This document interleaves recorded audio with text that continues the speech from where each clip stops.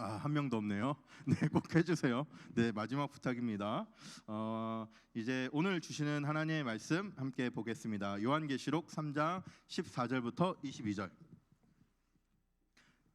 요한계시록 3장 14절부터 22절 말씀입니다.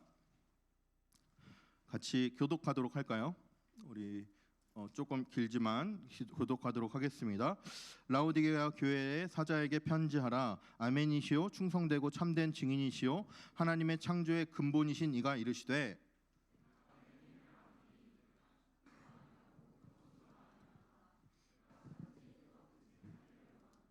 내가 이같이 미지근하여 뜨겁지도 아니하고 차지도 아니하니 내 입에서 너를 토하여 버리리라.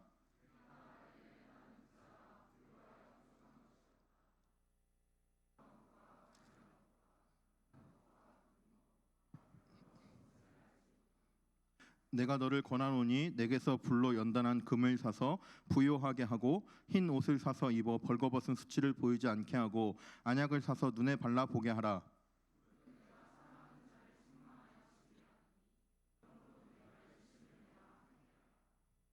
볼지어다 내가 문 밖에 서서 두드리노니 누구든지 내 음성을 듣고 문을 열면 내가 그에게로 들어가 그와 더불어 먹고 그는 나와 더불어 먹으리라.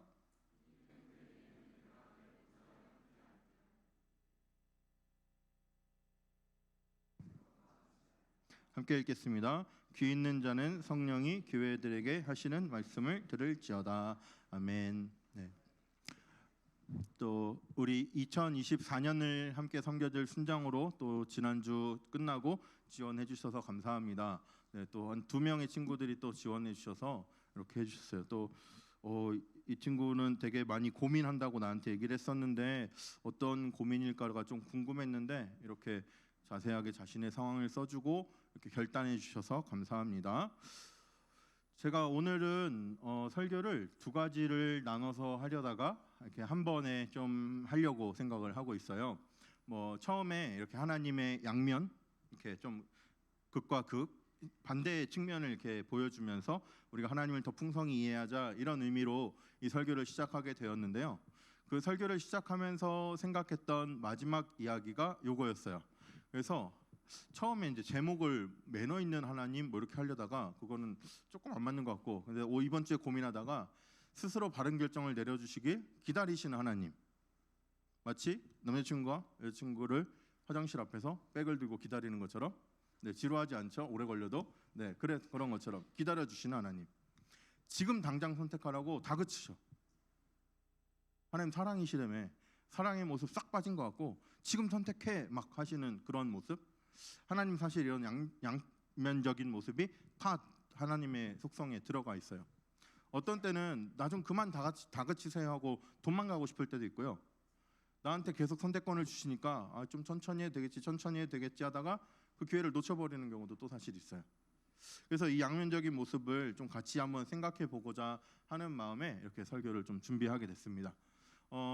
오늘 본문으로는 이 앞에 부분 스스로 바른 결정을 내려주시길 기다리시는 하나님을 설교하려고 했었고요. 그리고 지금 당장 선택하라고 다그치시는 하나님은 이제 여호수아 말씀 가지고 좀 설교하려고 좀 생각했었는데 그 둘을 좀 같이 녹아내 보도록 하겠습니다. 오늘은 라오디게아 교회에 주셨던 편지예요. 이 말씀 많이 들어봤죠? 이 말씀 진짜 많이 들어봤을 거예요. 교회를 열심히 안 다녔어도, 교회를 다니기만 했어도 들어봤을 거예요. 내가 차든지 뜨겁든지 둘 중에 하나만 해라. 너는 차갑지도 않고 뜨겁지도 않다. 뜨뜻미지근해서 너는 쓸모없다.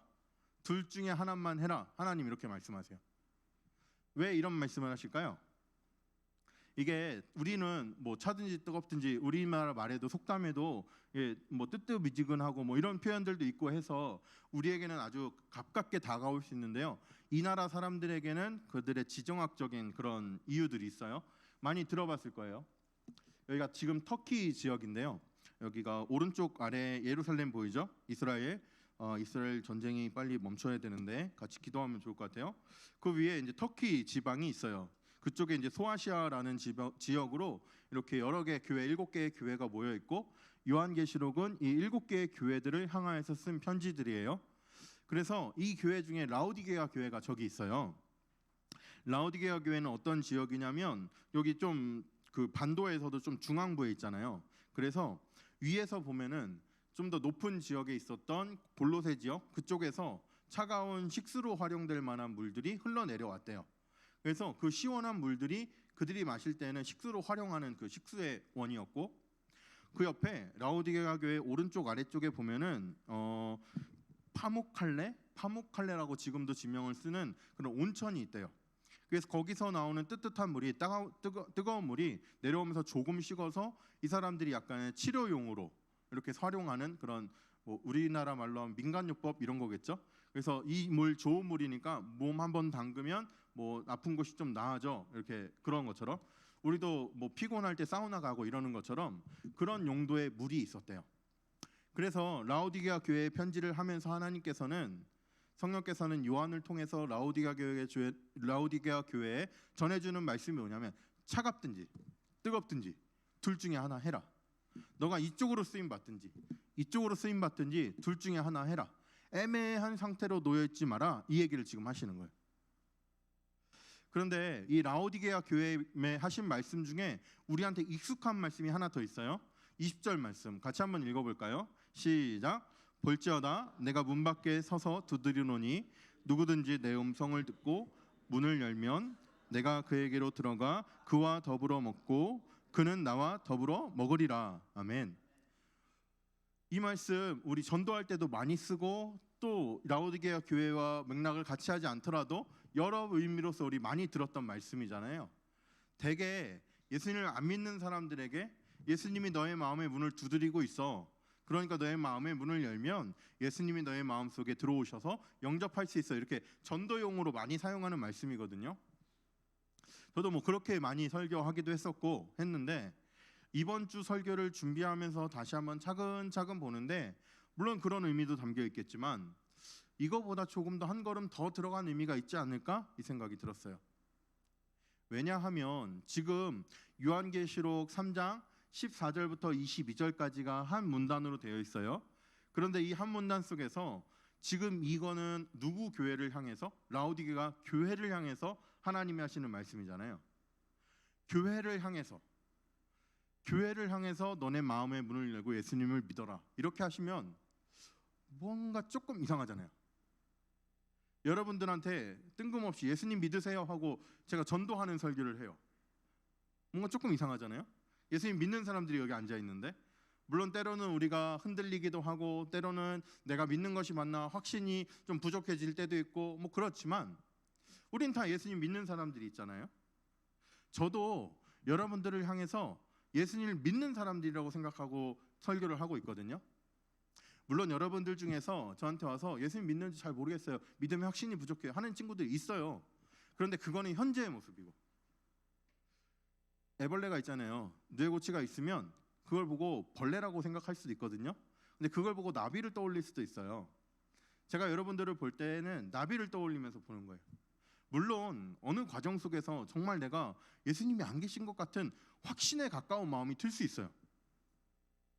그런데 하나님께서 그러한 확신에 가까운 마음임에도 불구하고 이 자리에 또 나오게 하시는 건 정말 하나님의 크신 사랑으로 우리 붙들고 있다고밖에 설명할 수가 없어요.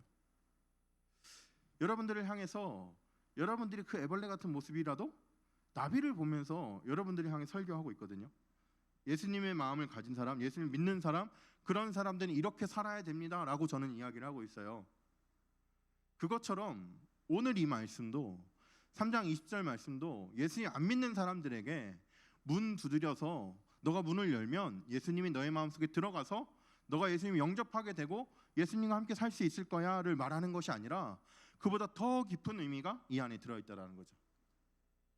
17절 말씀에 이렇게 되어 있어요. 너희들이 말하기를, 라오디게아 교회 성도들 너희들이 말하기를 나는 부자라, 부여해서 부족한 것이 없다, 이렇게 말을 하고 있지만 실상은 그렇지 않다. 너의 공고한 것, 가련한 것, 가난한 것, 눈먼 것, 벌거벗은 것을 너가 알아야 된다. 너는 지금 스스로를 잘못 평가하고 있다. 너희들이 풍족해서 부족함 없이 살아가고 있다 생각하는데 너희들 현실로는 너희들 가난하다. 너희들 지금 가련한 상태다. 곤고한 상태다. 영적인 의미까지도 포함해서 지금 너희들이 그런 상태다. 예수님이 말씀하세요. 하나님 말씀하세요. 그래서 하나님께서 해주시는 것은 무엇이냐면요, 내가 사랑하는 자를 책망하여 징계하노니 그러므로 너가 열심히 내서 회개해라. 너가 죄인이기 때문에, 원죄를 가진 죄인이기 때문에 거기에서부터 회개하라, 이 말씀이 여기가 아니라요, 지금 행실의 부족함을 깨닫고 거기에서 회개하라, 자범죄적인 회개를 지금 여기서 이야기하고 계세요. 자, 이런 맥락 속에서 자범죄적인 죄를 회개하라는 이 맥락 속에서 하나님께서 3장 20절을 말씀하신 거예요. 볼지어다 내가 문 밖에 서서 두드리노니 누구든지 내 음성을 듣고 문을 열면 내가 그에게로 들어가 그와 더불어 먹고 그는 나와 더불어 먹으리라.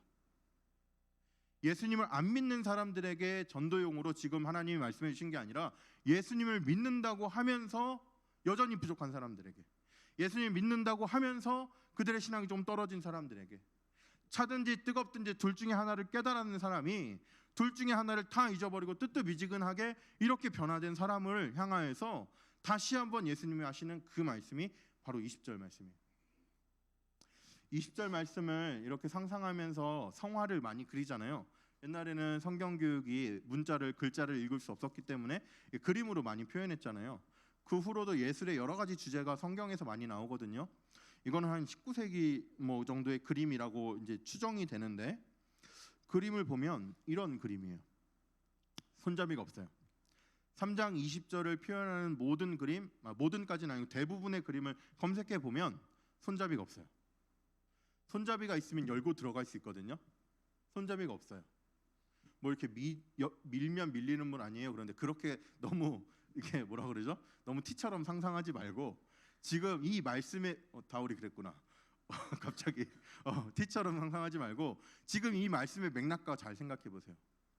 예수님에게, 하나님이신 그분께 결정할 수 있는 모든 권한이 있으시잖아요. 그런 그분께서 결정권을 내려놓으시고 결정권을 성도들에게 맡겨주셨어요. 그래서 지금 문을 열면 내가 들어갈게. 문을 안 열면 난 여기 있을 수밖에 없단다. 너가 기다려야 된다. 이렇게 말씀하고 계세요. 스스로 바른 결정을 내리길 기다려주신 하나님. 그런데 우리 청년들을 생각했을 때 제가 이거를 준비하면서 이게 맞나? 이런 생각이 살짝 들었거든요. 왜냐하면 우리가 집 하면 우리 시대에는, 우리가 살아가는 이 시대에는 보통 아파트 혹은 빌라 이런 거 생각하잖아요. 그렇죠? 그런데 마치 우리의 상태는 아파트나 빌라는 아닌 것 같아요. 아파트나 빌라에서 예수님이 문 밖에 서서 두드리고 초인종 누르고 계신 그 모습은 우리에게는 아닌 것 같아요. 왜냐하면 우리는 예수님 믿었잖아요. 만약 아파트에서 상상을, 이 말씀을 상상을 해보면, 아파트 현관문을 예수님 못 들어오고 있는 거는 우리 집에 못 들어오신 거잖아. 그럼 예수님 믿는 게 아닌 거 아닌가? 그러니까 예수님을 안 믿는 거 아닌가? 이렇게 생각이 든 거예요. 그래서 우리 청년들은 아파트보다는 이렇게 마당이 딸린 집으로 생각을 해야 이 비유가 좀 적절하겠다. 마당이 딸린 집. 왜 그러냐면요, 대문을 열어요. 그럼 마당이 들어왔죠? 마당은 우리 집이에요, 아니에요? 우리 집이에요. 그런데요, 마당에서 집 안으로 들어가려고 하는데 그 집은 안 열어줘. 그 문은 안 열어줘. 들어가려고 들어오세요 했다가 신발을 한 발 내디디려고 하니까 잠깐만요, 아직 덜 치운 데가 생각나서 밖에 잠깐만 계세요, 이러는 느낌. 우리 청년들을 볼 때 이 느낌이에요. 아파트로 생각하면 문 밖에 계시기 때문에 예수님을 안 믿는다 할 수 있거든요. 근데 우리 친구들이 그럴 것 같지는 않아. 또 나도 그렇게 생각 안 하고 있고요. 그래서 어떻게 이 말씀을 이렇게 적용시킬 수 있을까 고민하다 보니까 마당이 딸린 집에 여러분은 살고 있어요. 예수님이 찾아오셨어요. 배를 누르시네요. 문을 열어서 들어오라고 했어요. 그리고 나서 정말 응접실에서 나와 함께 뭐 차도 내어드리고 뭐 다과도 내어드리고 하면서 대화를 해야 되는데 잠깐 그곳에 계세요. 그리고 마당에만 머물게 하셔. 그러면서 마음속으로는 예수님 우리 집에 오셨구나, 이렇게 생각하는 거 아닐까? 이 생각이 진짜 많이 들었어요. 어떤 친구는 집 안에까지 들여서 예수님과 다과를 나눠요. 교제해요. 그러다 갑자기 무슨 일이 생겨서 잠깐 계세요 해도 될 것을 잠깐 나가 계세요. 마당도 우리 집이니까요. 이런 느낌? 이 말씀을 들으면서 이 말씀을 이렇게 한 주 동안 고민하면서 우리 청년들이 그럴 수도 있겠구나. 저도 때론 그럴 때가 있거든요. 참 목사로 살지만 하나님께서 이렇게 약간 이렇게 하늘을 살짝 가려서 내가 안 보이게 숨어버리고 싶은 때가 있잖아요. 저도 있거든요. 정말 저의 부족함들이 이렇게 여러분에게 공개하지 못하는, 공개할 수 없는 그러한 연약함들이 저한테도 있거든요. 그럴 때 마치 하나님께 저희 마당에 잠깐 나가 계세요. 이러는 것 같은 마음이 저한테도 있어요. 그때 예수님께서는요, 다시 한번 우리 마음의 문을 두드리세요. 그리고 들어오는 걸 허락해 줬으니까 내가 여기도 들어갈게 하고 주도적으로 들어가지 않으시고요. 열어줄 때까지 기다리고 그 밖에 서 계세요. 여러분이 그걸 열어야 돼요. 그래서 오늘 이 설교가 원래는 자기 결정을 스스로 내릴 때, 바른 결정을 스스로 내릴 때까지 기다려주시는 하나님이라 그랬잖아요. 그렇게 기다려주고 계세요. 뒤에 설교를 못하는 게 조금 아쉬워서 그 어떤 내용이었는지 한 가지 말씀을 한번 보도록 하겠습니다. 여호수아 24장 말씀이에요. 14절 15절 다 같이 그래도 한번 읽어볼까요? 다 같이 읽겠습니다. 시작. 그러므로 이제는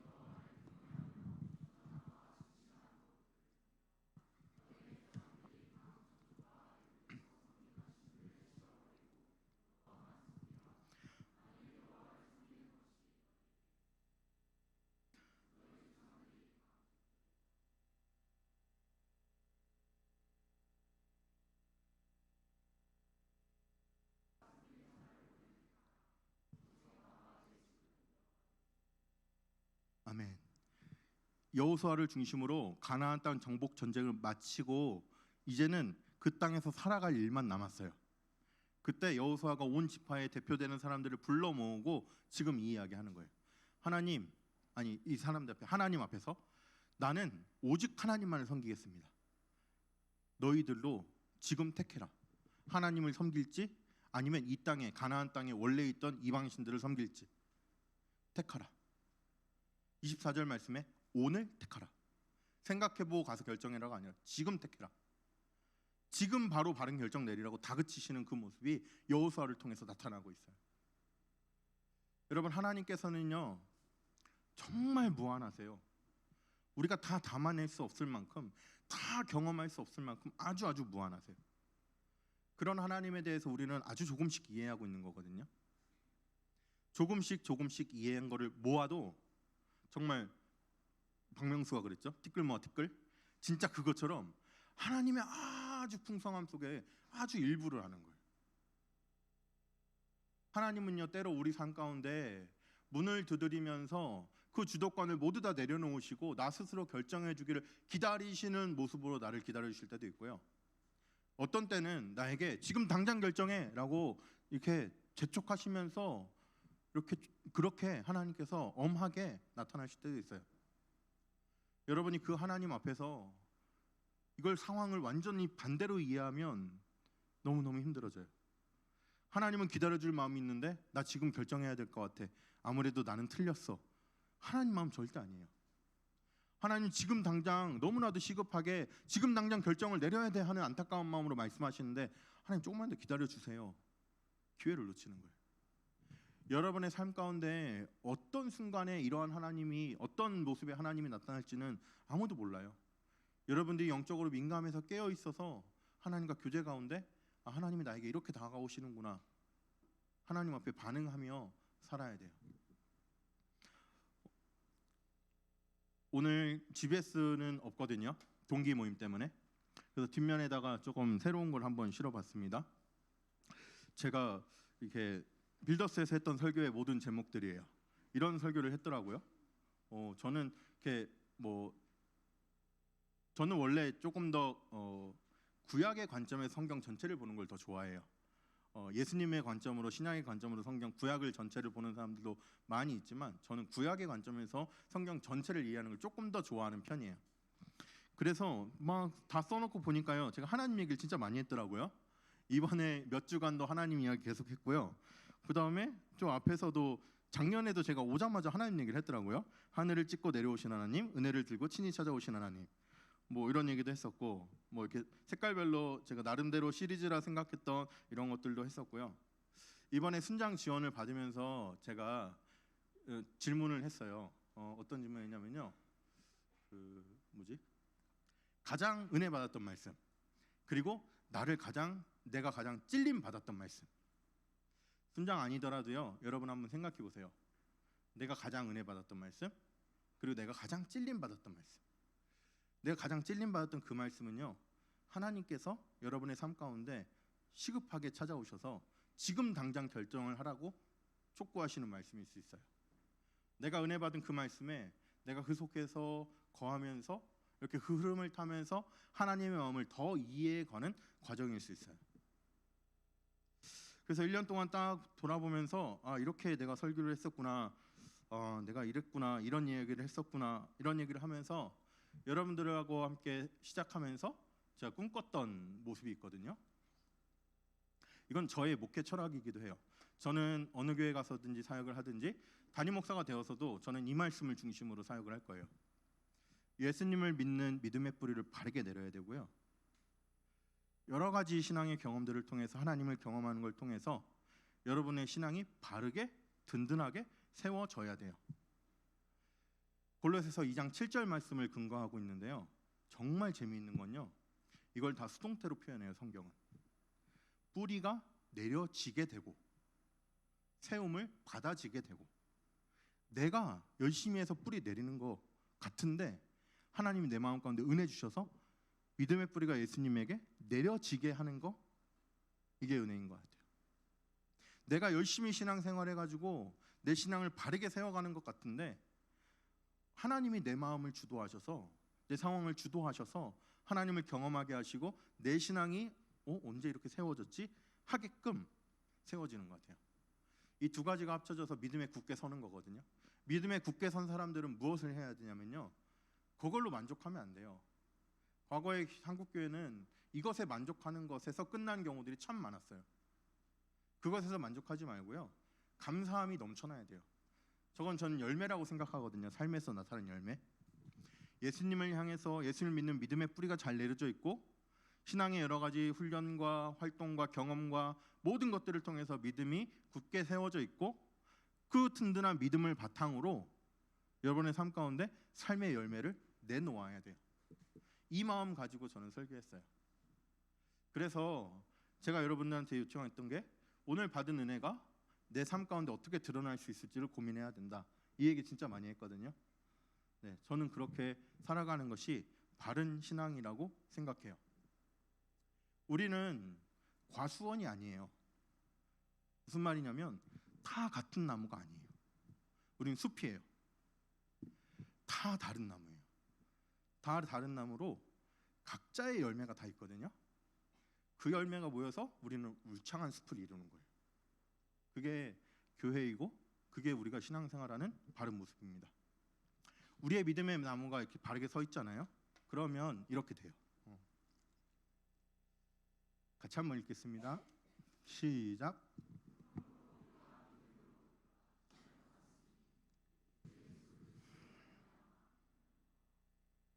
화평을 누리자. 현재형이에요. 하나님과 평안한 상태를 유지하는 것, 지금 내가 평안을 느끼는 것, 이거거든요. 2절 또 읽겠습니다. 또한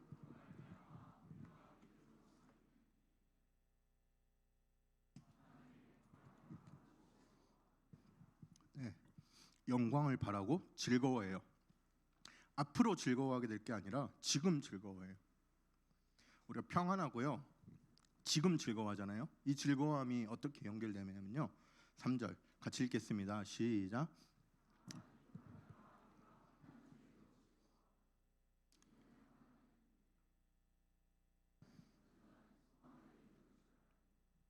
심지어 환란이 와도 우린 즐거워할 수 있어요. 이게 신앙이에요.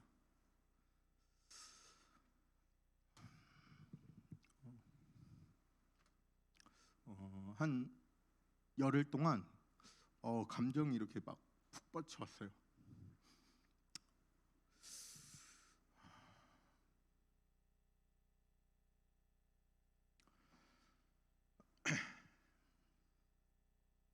제가 2008년부터 사역을 시작했거든요. 그리고 지금 15년, 16년 됐죠. 목사가 된 지가 한 8년 됐어요. 가장 기대했던 내년인 것 같아요.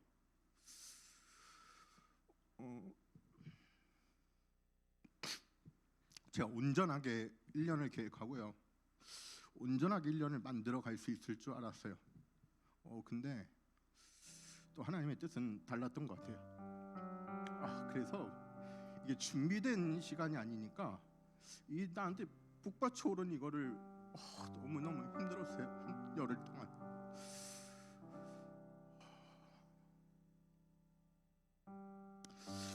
제가 처음 왔을 때 여러분에게 거절을 뛰어넘어 일하시는 간절함에 대해서 설교했거든요. 여러분의 기도를 알고 있었으니까, 그래서 그 간절한 기도가 나를 통해서 응답되길 간절히 바랬어요. 저도 그런 와중에서 여러분들과 신앙생활하면서 뭐가 필요할까를 진짜 고민 많이 했어요.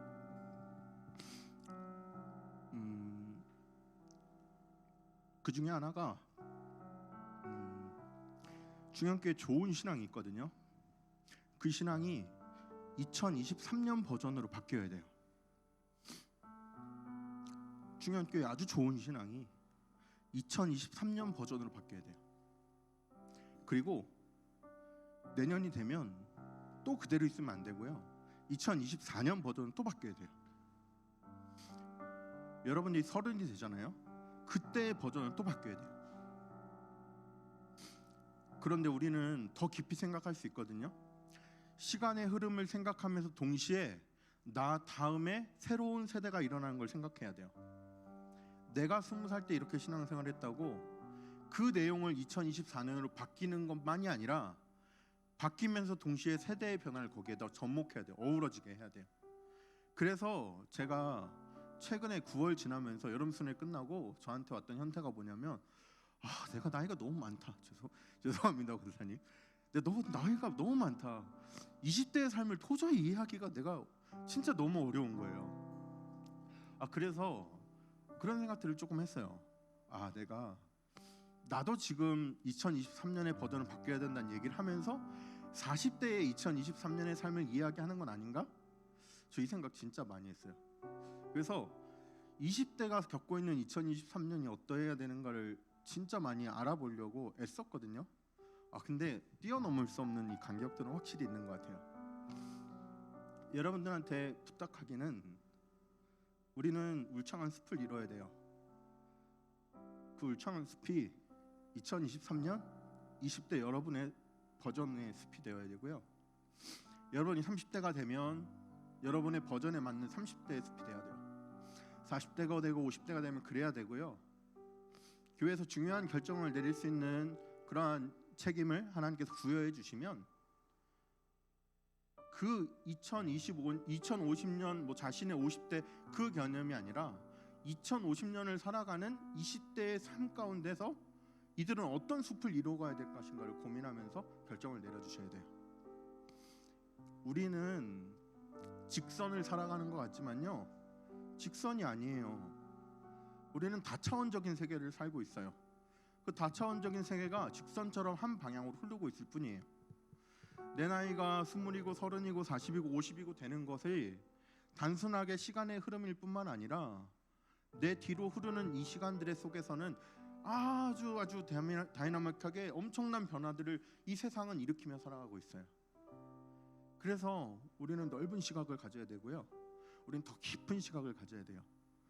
여러분 전공 공부 진짜 열심히 하세요. 그게 진짜 많이 도움돼요. 저는 대학부터 신학만 공부했거든요. 하나님께서 근데 저에게 주셨던 은혜가 있어요. 뭐냐면요, 저는 사회 변화에 되게 관심 많았어요. 싸이월드 알아요? 제 싸이월드 제목 뭔지 얘기해 준 적 있죠? 아름다운 세상 만들기. 네. 그때만 할 수 있는 거잖아요. 그래서 저는 되게 불합리한 것들에 대해서 개선 요청도 관공서에 진짜 많이 했고요. 되게 그런 것들을 의견을 피력할 수 있을 때 진짜 많이 했었어요. 난 그게 사회가 바뀌는 줄 알았어요. 근데 안 바뀌더라고요. 그러면서 제가 신학을 더 깊이 하면서 알게 된 은혜가 복음으로 살아가는 삶을 통해 사회는 바뀐다, 이 생각을 하면서 그때부터 성경을 보면서 오늘 했던 많은 이야기들이 많이 정리가 됐어요. 그래서 여러분을 볼 때 140가지의 인생을 저는 보고 있다고 늘 말했잖아요. 그게 그냥 하는 말이 아니에요. 140명을 얘기한 게 아니에요.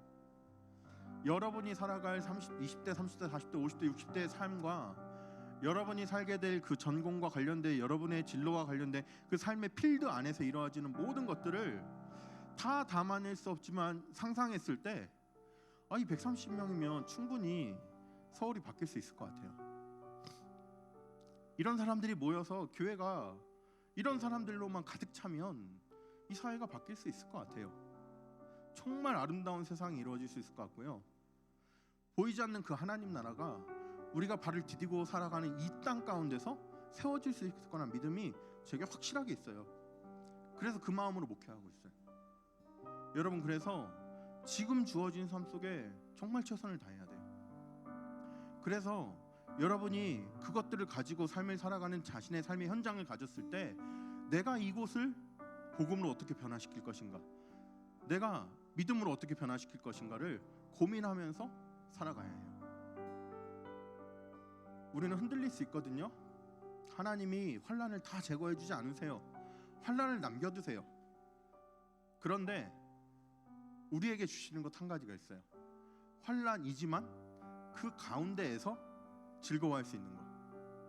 환난이지만 환난이 끝나고 나 잘 끝냈다 하고 즐거워하게 될 것이 아니라요, 환난을 겪고 있는데 세상 사람들은 알지 못하는 놀라운 즐거움이 그 안에 있어요. 이게 복음으로 살아가는 거예요. 참 감사한 것은 제가 올해 사역을 하면서 저는 행정력이나 이런 쪽에 조금 더 저에게 은사가 있어요. 저 잘해요, 그런 부분. 그래서 어디 가나 행정 목사 맡을 경우 많아요. 그리고 어디 가나 어떤 사람은 2-3시간 걸릴 문서 작업을 저는 20-30분이면 할 수 있어요. 그래서 저는 빌더스의 많은 부분들을 저는 정돈되지 않은 모습을 정돈할 수 있겠다는 생각을 하고 그것들을 해나갔거든요. 근데 아직 안 끝났어요, 제 생각엔. 그런데 이게 좀 더 하면은 조금 더 정리가 될 텐데, 조금 더 우리가 신앙생활하기에 좋은 이렇게 그릇으로 담아질 수 있을 텐데, 이 생각을 하면서 좀 아쉬웠거든요. 근데 정말 놀라운 분이 오셨어요. 제가 어제 우리 부장님께 진짜 감동받았거든요. 먼저 박수 한번 쳐드리고 제가 이 이야기를 할게요. 부장님께 진짜 감동받았어요. 뭐냐면 아시겠지만 예산안 심사가 어제 있었어요. 예산안을요 보통 9월 10월에 하잖아요. 교사회 우리 권사님, 또 이전 부장님이셨던 김동철 집사님, 권현 집사님 말씀 나누셔서 저 2월부터 준비했던 거 알아요? 2월부터 올해 예산안을 위해서 차근차근 준비했거든요. 어떤 부분은 과대돼 있으면 줄이고, 어떤 부분 더 필요하면 더 늘리고, 어떤 부분이 정리가 덜 되어 있으면 조화롭게 정리를 하고, 이런 거를 거의 한 10개월 가까이 했어요. 그걸 해서 제출을 했는데 부장님이 바뀌셨잖아요. 이제 그거를 심의를 받으러 갈 때 전 부장님 가시는 게 아니라 현 부장님이 가셔야 되잖아요. 아무것도 모르시잖아요. 그걸 저랑 김동철 집사님, 김용 권사님, 권영희 집사님, 그리고 하겸이, 유민이 이 정도 했거든요. 근데 정말 열심히 공부해서 가셨어요. 정말 감동이었어요. 하나하나 물어보시는데 하나도 귀찮지 않았어요, 집사님. 너무 감사했어요. 하나하나 물어보시는데 이거는 어떤 사역 때문에 하는 겁니까? 이거는 인원이 왜 이렇습니까? 이거는 왜 식사가 2끼인데 4끼입니까?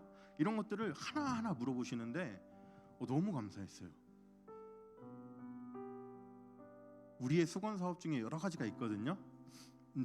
뭐 이거는 될 거라서 드림한테 먼저 얘기하면 인도자 이거 뭐 인이어 이제 곧 들어올 거예요.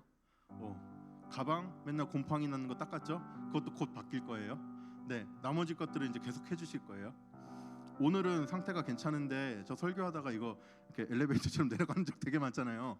이것도 곧 고쳐질 거예요. 마이크 대도 다 이렇게 막 테이프 붙여 쓰고 있는데 그런 건 다 고쳐질 거예요. 한두 주 만에 부장 집사님께서 다 추진해 주셨어요. 어제 그 과정을 거치면서 제 마음속에 어제 이제 설교를 마무리하는데 감사하다. 나는 내가 이렇게 잘할 수 있는 긍정적인 부분이라고 내가 기여할 수 있는 부분이라고 생각했던 걸 다 마무리하지 못해서 조금 아쉬웠는데 또 하나님의 일은 또 하나님께서 해나가시는구나 이 생각을 어제 진짜 많이 들었어요. 여러분 제가 참 부족하지만 여러분의 삶을 조금 더 이해하고자 애썼고 그렇게 하면서 설교했어요. 꼭 한번 내게 가장 은혜 받은 말씀, 나를 가장 찔리게 했던 말씀, 나를 빌더스에 나오기 싫어하는 마음까지 들게 한 말씀 있다면 꼭 그거 지켜보세요. 다시 한번 본문 읽어보세요. 하나님이 여러분에게 하시는 음성일 수 있습니다. 우리는 어떤 상황에 놓여도 하나님은 신실한 사랑으로 우리를 바라보고 계시기 때문에 우리는 그 하나님의 사랑 믿고 나아가면 하나님께서 우리를 믿음의 사람으로 세워주시고 또한 더욱더 큰 믿음으로 승리하는 삶으로 이끌어 주실 줄로 믿습니다.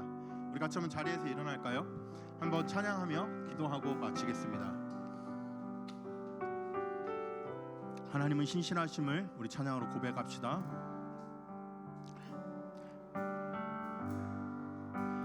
주님